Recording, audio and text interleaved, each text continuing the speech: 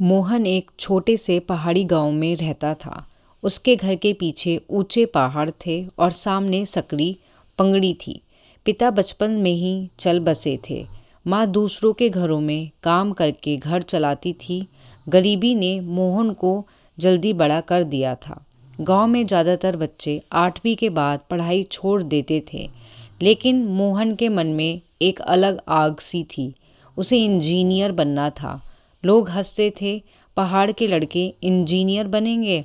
मोहन चुप रहता, लेकिन अंदर ही अंदर उसकी जिद और मजबूती होती जाती। स्कूल गांव से 5 किलोमीटर दूर था।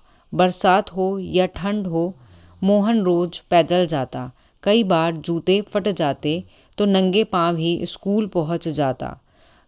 कक्षा में बैठकर वह पूरी लगन से पढ़ता, क्योंकि उसे पता था कि उसके पास समय और मौके दोनों ही सीमित हैं।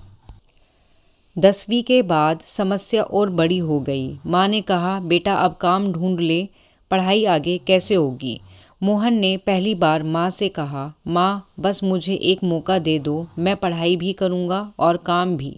माँ ने बेटे की आंखों में सपनों की चमक देखी और चुपचाप हाँ कर दी। मोहन सुबह जंगल से लकड़ियाँ लाता, दिन में स्कूल जाता और शाम को ढाबे पर बर्तन मांजता। शरीर टूट जाता, लेकिन मन नहीं। कई बार ढाबे का मालिक डांटता, स्कूल में टीचर सवाल पूछते और घर पर माँ बीमार पड़ जाती। हर तरफ से दबाव था, लेकिन मोहन की जिद साफ थी कि मैं रुकूंगा नहीं। 12वीं से अच्छे अंक लाए, लेकिन इंजीनियर कॉलेज का सपना दूर लगता था। कोचिंग के पैसे नहीं थे, शहर जाने का खर्च नहीं था। मोहन ने पुराने प्रश्न पत्र से तैयारी शुरू की, मोबाइल में रिकॉर्ड लेक्चर देखे और रोज खुद से टेस्ट लिया करता था। पहली बार एंट्रेंस परीक्षा दी, असफल रहा। उस रात वह देर तक पहाड़ों को देखता रहा। लगा जैसे सारे सपने टूट गए हैं। लेकिन अपनी सुबह उसने फिर किताब उठाई। वह जानता था कि जिद का मतलब एक कोशिश करना नहीं है, बल्कि तब तक कोशिश करना है जब तक सफलता ना मिल जाए। दूसरी बार उसने और मेहनत की।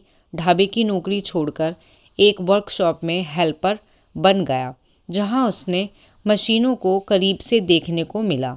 यह अनुभव उसकी पढ़ाई में भी हेल्प करता था। उसने गलतियों से सीखा, खुद को बेहतर बनाया। तीसरी बार परीक्षा का रिजल्ट आया।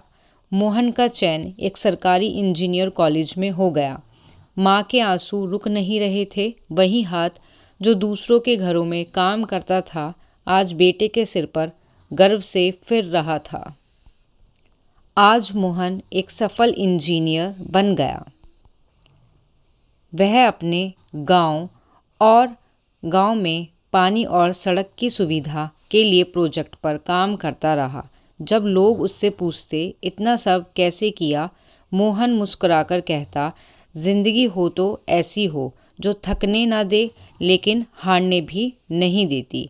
इस स्टोरी से हमें ये शिक्षा मिलती है, सच्ची जिद जोर नहीं करती, वह रोज की मेहनत में दिखाई देती है।